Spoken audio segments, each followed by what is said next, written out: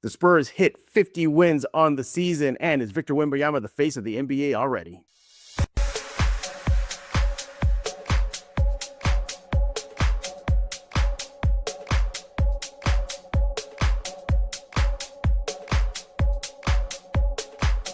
Hey, welcome back to Spurs in Focus. I am your host, Jeff Garcia, where we put your silver and black in focus. Make sure to check me out over on Substack. It's free, everybody. It's 100% free. Spursinfocus.substack.com. If you want to go there right now, check out all what's going on in the silver and black beyond this show. What are we talking about today? We're going to be looking at the Spurs hitting the 50-win season mark. They did that recently against the Clippers. What do the numbers show us what's going on at 50 wins and other X's and O's? What is really standing out? What is the difference from this team when they hit 50 to the beginning of the season? And then ask the big question, is Wemby the face of the NBA? A lot of chatter about him possibly being the MVP. I think it's obvious, right? He is the Defensive Player of the Year. But what about now the face of the NBA? We'll be discussing that and a lot more. Let's go to bring in our guest. He is Mr. Raul Dominguez of the AP Sports. Make sure to follow him on X at Dominguez5. Raul, how's it going, buddy? Going great, man. How you doing? Doing all right, man. Hey, what hat is that? Oh, it's just for a softball team that I played with in the past. So, no, see, I have a pro softball player in this show today. Look at that. Look at that. Raul, you'll be happy to see the nerd walls back. Look at that. I saw that. Yeah, I was looking at it earlier. Yeah, I'm gonna have Raul's poster soon. I gotta dig through it, but I already have a space for it. It's gonna be right back here. So we'll get dunking Optimus Prime back. By the way, everybody, Raul and I are gonna have a nerd segment. I have a question for him regarding the nerd world. He doesn't know what it is, so we're gonna get a genuine answer in just a few seconds. All right, let's go ahead and dive into it. So the Spurs hit 50 wins when they defeated recently the Los Angeles Clippers by 4 points without Kawhi Leonard, but nevertheless, a win is a win. They hit 50, the first time since 2016-17 season. Raul, before we get into the numbers, what do you see out of this team? Vegas didn't project them to hit 50 wins. They had them hovering in the middle 40s, but here they busted through that wall. They're seemingly primed for the playoffs now. I wish the playoffs would start right now because they are on a roll. But what are you seeing from this newly minted 50-win Spurs team? I think the biggest thing was the thing that they had talked about early in the season. Victor Wembanyama and the rest of the Spurs, but especially Victor, said their identity was going to be defense. He said it was non-negotiable for his teammates about playing defense. He said that was going to be their identity, and it certainly has become that. Not just Victor. You look at Steph, you look at Castle, Julian, Keldon, De'Aaron, just all these guys have really bought into that defensive, they call them dogs on defense. All of them bought into that. And you just see them, attack the ball handler, and they do such a great job of rotating defensively. Seems like in the past, seems like at times they've left guys open either at the 3-pointer or maybe underneath, and you're seeing less of that. They're able to rotate, able to help defensively, and then of course you have the monster in the middle with Victor. So just their defense, I think their defense has been so phenomenal, and it's led. They always talk about defense leads to offense, and I think it's definitely helping them because they're getting stopping runs. They're getting steals, they're getting turnovers, they're forcing bad shots, and so they're able to run. And with this lineup being as fast as it is, it's tough for opposing defenses to slow them down. So I think that's the biggest thing. Is just their defense has just been incredible. Yeah, it is. And we're going to look at some numbers right now. They are staggering at what they are at the 50-win point for the Spurs. For me, looking at them right now is just they come out there and they just win. If they're down, as we saw versus the Clippers, double figures, I was asked, do you think the Spurs are going to win after that kind of like a rocky start to the game? I said, yeah, I think they are. They don't get shook. Remember earlier in the season, that was one of the biggest things we noticed about this team. When they got down, and it was hard for them to rebound off a deficit. Now that has changed. For me, that's one of the biggest changes so far in season from 50 win point to the start of the season is they don't get rattled anymore. Other thing too, remember that whole third quarter malaise to do it at a half? It's gone. It's gone. I think what needed this team to the team needed to have obviously is just the chemistry, the familiarity, adjusting to Mitch Johnson and his his new game plan, and here we go. Also, too, let's be honest, you're kind of getting a healthy Victor Wembanyama. Minimal time away. He's impacting everything. More on him in a bit, but Raul, what I like about this team is I don't want to say they're cocky, but I think they're very, very confident, and they don't give a bleep on who's in front of them. If it's the defending champs, not a problem. If it's Eastern Conference leading the Pistons, not a problem. I think this team is just confidence level is just off the charts right now. Your thoughts? Mm-hmm. Yeah, definitely. I mean, they're. I think Victor, put it perfectly when his interview. I think it was on NBC. I can't remember if it was on NBC or ESPN. I believe it was NBC, where he talked about how weren't expecting too much for them, but I think I don't remember exact quote. Basically, it was like we maybe we don't know that we're not supposed to do this. So in other words, like they're full of confidence right now. This youthful bravado that they have. So I think that's the big thing with them is they are just having fun. They're not thinking about, oh, we don't have any playoff experience. Oh, we're not supposed to be beating this team out there. They're just doing it. So, a lot of youthful enthusiasm, a lot of youthful talent. Yeah. And they want to win. I mean, they're not. They do. They're not. Going out there, expecting, let's have a moral victory. No, they want to win everything. Mm-hmm. Yeah, you can see it in their eyes, in their words as well. What did Victor say after the win versus the Clippers? Yeah, 50 is great. Let's get 60. And seriously, they want more W's, and they should go for that. They got enough time to hit that 60 mark. It'd be crazy if they do hit the 60 win mark. But we'll cross that bridge when it gets here. Other thing too for me is, and as much as Victor is impactful, and we know he is, but Raul, what do you think about this? That if there's a 1B to that attack, it's the guards. Because you can say that Spurs go as Victor goes, and that's awesome. But can you also say the Spurs go as the guards go? Yeah, I mean, I think to me, and no offense to De'Aaron or Keldon or Dillon, but to me, I think Castle is certainly emerged as the number 2 threat on this team. And I think his emergence has allowed De'Aaron to settle more into a role of De'Aaron can be the second option, but I think with Castle the way he's playing, he takes a lot of pressure off De'Aaron as well. So I just even when Victor's hurt, Castle sort of still leads that team. So at times it seems almost like 1 and 1A at times with him and Wemby. You put them on the court together. I mean, you see what they can do. So, it's definitely the guards, but I think even more so just Castle, just his ability offensively and especially defensively. I mean, he's a monster on defense. I mean, if Castle doesn't get all defense this year, right. I think that's going to be just a complete shame. And I mean, because he's. I mean, you look at him; he's able to guard 1 through 5. I mean, I've seen him at times when they go with the smaller lineup where he's been on a center, or a big power forward, and he's able to hold his own. So he's just been incredible on both ends, but especially defensively.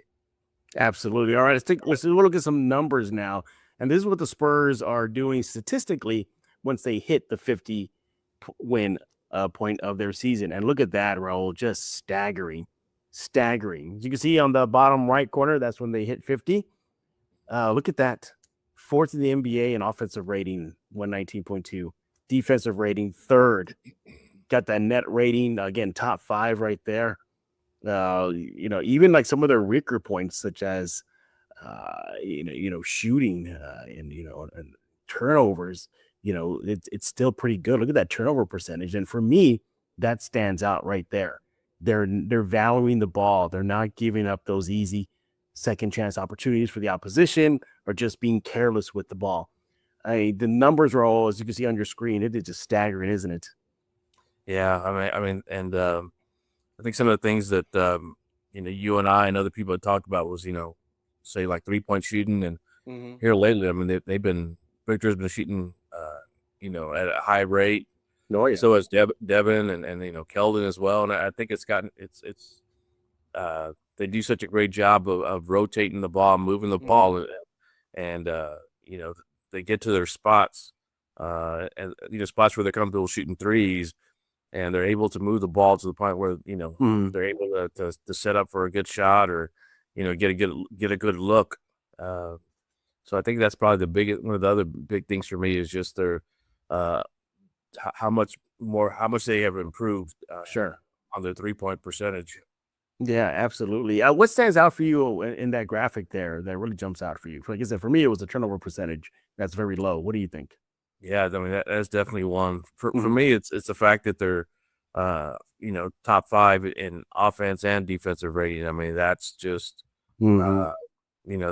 that's huge for any team, but especially a young team like this. So they're not focused on one or the other, and they're able to I don't think it matters who they play.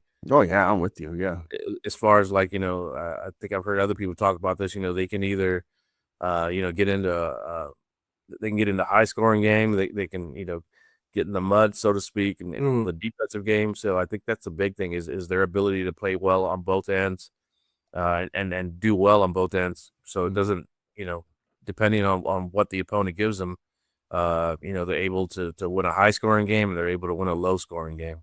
Yeah, I got those 3-point percentages right now. Again, once they hit, well, now that they're beyond 50 games, so including last night's Kings game. Still about the middle of the pack of the NBA, 16th at 35.7%. So they're not horrific. That's good. They're not the best, but they're right there. That could just be enough for them to survive should it become a shootout battle. But no, this Spurs team is just on fire right now. To me, Raul, I know what the Thunder are doing right now, even without Jalen Williams. But I think this Spurs team is the best team in the NBA, and it's not OKC. What do you think? Yeah, honestly, I haven't seen a lot of OKC recently, so I can't really say that because I haven't watched them as much as I would like to. But as far as just record wise, the quality of opponents, I mean, it would be hard to say the Spurs are not the best right now. Yeah. I think looking at the schedule, I think a lot of people, including myself, are wondering how they're going to do with this stretch run where they're going to have a lot of postseason teams that are going to be in the playoffs. Teams that were among the best in the league. I mean, they had Detroit, they had Boston, Denver. I mean, so it was going to be a tough run. I did not expect them to do this well. Yeah. So and obviously every team wants to gear up going to the playoffs. So it wasn't like any sort of fluke victories. This isn't the end of the season. When teams are sitting guys down. So I mean, the run that they've had against the quality of opponents they have, as just speaks volumes of where the Spurs are at right now. Yeah, absolutely. And well, let's just put it as SGA is just wrecking shop. I know you said it a while ago that you haven't watched him, but he is just like on another level right now. But I just think completeness wise, roster wise, the Spurs, excuse me, they are just heads above the rest right now. They just really, really are. I don't see anybody stopping this team. I still, the only other team that I still see could happen, but it will have to be in the final situation are the Knicks. Some reason the Knicks have their number. And then Denver, just based on recent history, that they came back and they got the win in San Antonio. So those are about the only two teams that maybe make me worried. If you say the Spurs pull Houston in the first round, I'll be okay. That's cool. Phoenix, maybe. The Clippers, maybe. But no, there's not one team out there that say, oh my God, again, outside of Denver in the West, that makes me think, oh, geez, no, this is a bad matchup. They could match up with anybody, but you know what? That's another show later on as we get close to the playoffs. But what do y'all think about the Spurs hitting 50 wins? They're obviously well ahead of schedule. We all know that. Are you surprised? Are you shocked?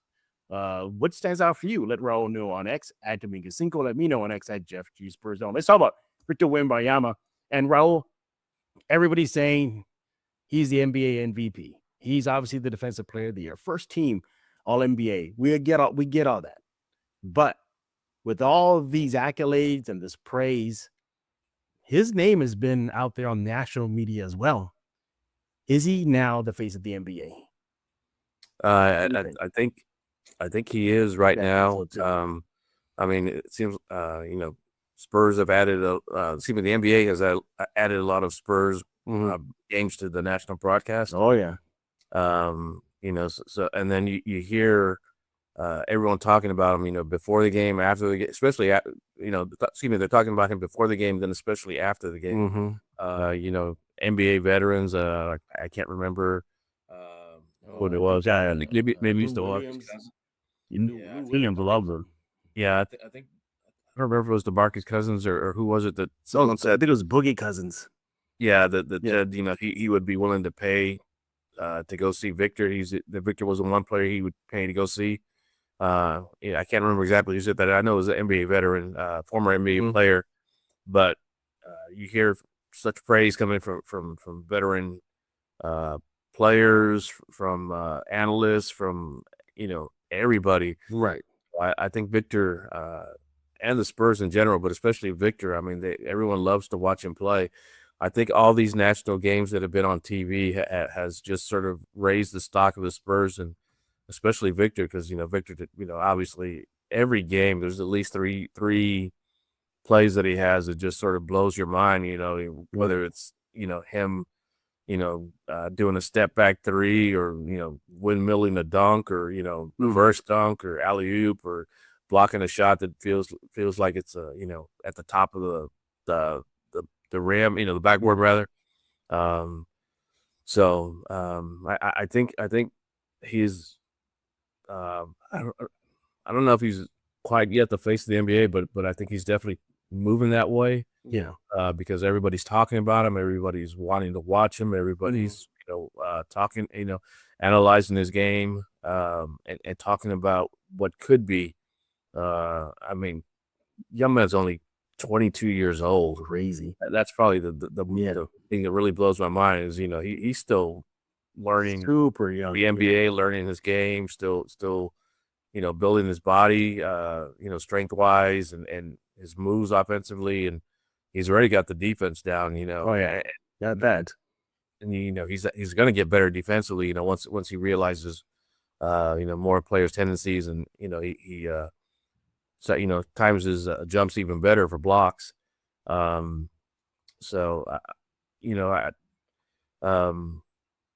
I said, the only hesitation I have is just I was still a little surprised that he didn't get, maybe top 2 in the NBA, fan voting All-Star game. But I think that's coming. I think he's going to be an international star. Yes. But I mean, everyone's pushing at him to be sort of the face of the NBA, and the NBA cannot go wrong with him as the face of the NBA. Great player, great individual, really funny, very thoughtful. And he wants to win. I mean, he's got that kind of competitive streak that I'm trying to think of, maybe not since Kobe. That sort of all in mentality.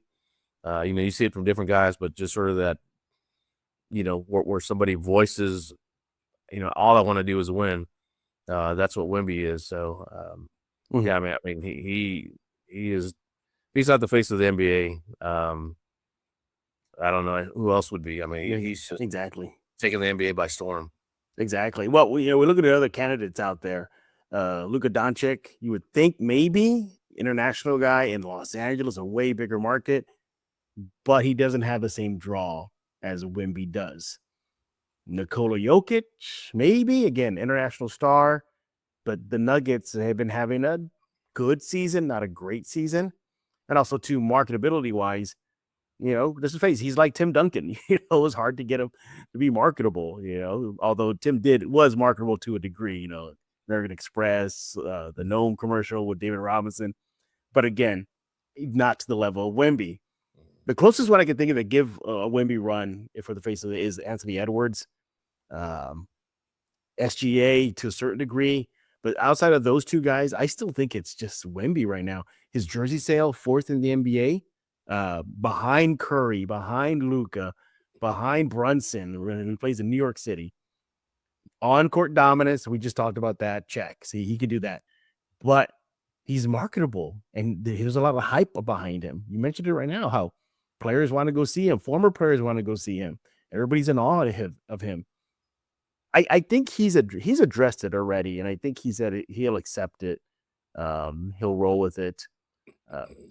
But I think his willingness to accept it, the numbers, the hype, the jersey sales, I don't have the numbers here. There's got to be a stat there, but I would think that if you compare road games the Spurs had when Wemby's there and see if they sell out versus the other strong candidates, I wonder if to see that edges Wemby out. But you brought it up. That's a good point. He's just 22. Just 22. So you can only imagine what he'll be in 3 years. Hell, 2 years. It's just crazy. He's going to get stronger. Basketball IQ's going to skyrocket, just wiser. Perhaps his teammates are going to grow with him and develop him. They'll get smarter to play with him and find his best spot. So, yeah, I think for me, he is right there. I think right now he is. I can accept an argument for Luka maybe or SGA, Anthony Edwards, but I can find another notch and beat you by one and say, no, well, Wemby has this.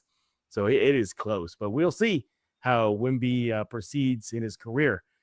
I think he takes off as facing the NBA if the Spurs either have a very, very deep playoff run or they go to the finals, whether they win or lose it. So I think that's going to help him as well. But go ahead. No, I was going to say I think when people hear Wemby talk about how he wants to be the face NBA or he doesn't mind that or he wants to be MVP, or I think people in case they don't realize that he's not saying like he wants individual awards. Right. He's always talked about individual awards come with team success. A guy on a last place team is not going to win the MVP. So sure, yeah. On the team with the best record or one of the best records, the guy that's for all team, NBA first team is also going to be a guy that's whose team is having success. So when Victor talks about those things, or being the face of the NBA, he's saying that because he wants the team to be successful. He knows that success. Awards come with success, so that's what he's talking about. In case anyone thinks, he's chasing individual awards or individual glory. No, this is no, he's not. He recognizes that they come because of team success, and ultimately that's what he wants. I mean, he's talked about how he wants to win NBA championships, so that's the big thing for him. Absolutely, and if he does win it, my goodness, he might be the face of the league even in retirement when he does call it a day. He'll be that dominant. He is Mr. Raul Dominguez of the AP Sports. He is on X at Dominguez5. Give him a follow. Give me a follow on X at Jeff G Spurs Zone. And let us know what you think. Is Wemby the face of the NBA now? Right now. We'd love to hear what you have to say. Hey, guess what, everybody? Raul and I, we're going to have a nerd moment. All right, Raul, I was thinking about this the other day, and I want to get your thoughts on this. So everybody loves Batman, but there's also a lot of people that love his villains gallery, from the Joker to the Riddler to Penguin, Catwoman, Bane, the list goes on and on. But do you think there could be an argument that perhaps Spider-Man's villains gallery is better than Batman's, with guys like Vulture, obviously the Goblin, you got Kraven the Hunter, Doc Ock, Rhino, Sandman, Electro, the list goes on and on. Where do you stand on that? Do you think Batman has a better villains than Spider-Man, or maybe Spider-Man can challenge those villains? Well, yeah, I'm a huge, been a huge Batman fan forever. I mean,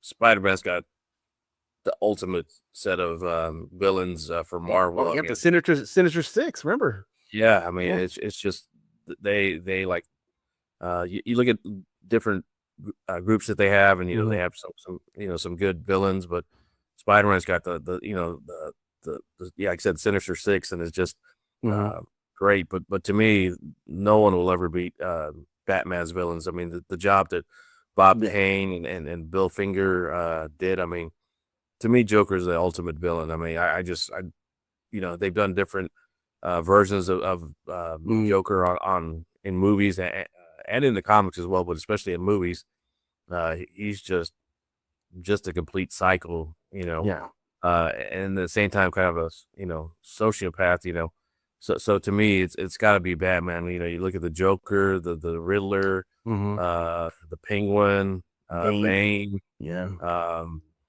God, it's just goes on and on. Yeah. Yeah, I mean, they just did a tremendous job with his villains, and like I said, and Joker, to me, Joker will always be the greatest villain. So he kind of comes in and out of the story arcs, and but he doesn't have to dominate. They can bring in again the Riddler, the Penguin, Mr. Freeze. So there you go, good one. Yeah, I mean, it's just, to me, Batman has the best villains. You could do and they have, as I said, that you could do movies or series based like just off the villains, and they have. I mean, you look at great series they had on HBO. So it's just to me, it's got to be Batman and his villains. Yeah, be the best. Yeah, to me, I was thinking about it the other day. I go like, why does Spider-Man and his villains get some praise too? Because he's got a pretty impressive. We didn't even mention the Lizard. We didn't mention him. They're gonna introduce. I think his name is Scorpion in the new Spider-Man movie. He's gonna be introduced. I guess technically Morpheus is part of that crew as well. So he has some good villain. They're just as iconic as Batman's, but Batman's villains gallery is just yeah. And I think what gives Batman's villains the edge over Spider-Man's is the closest I could think of to have that Spider-Man has as far as a villain that's just as psychotic as Joker is maybe Carnage. Because I'm actually surprised. I shouldn't be surprised that a Marvel would have that type of character. If y'all don't know, go read up on Carnage and his background before he became Carnage. Not a good guy. It's very ugly.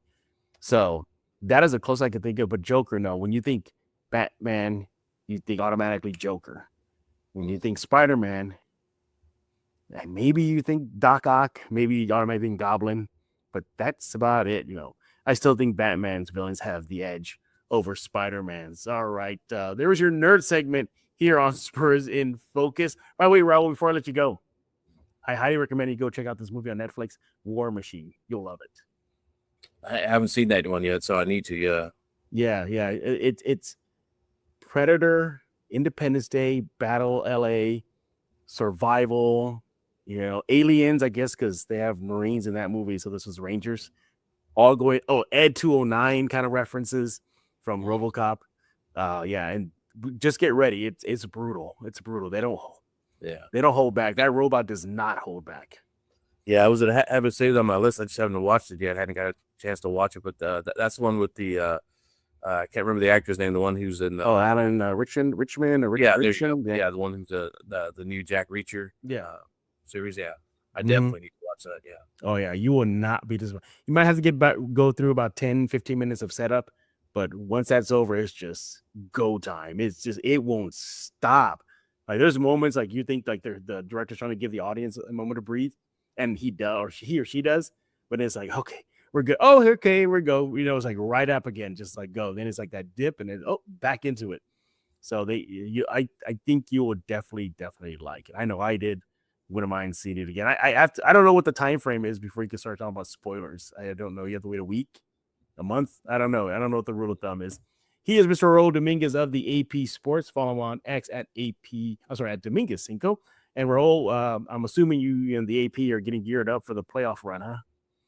Yeah, I mean, it's going to be another tremendous playoff run, and Spurs actually get to be a part of it after what 6 season drought. So, you look at the East. To me, there's no one, no dominant team in the East. I mean, as far as Pistons obviously a great team, but you look at what Boston's been able to do. You look at the Knicks, the West.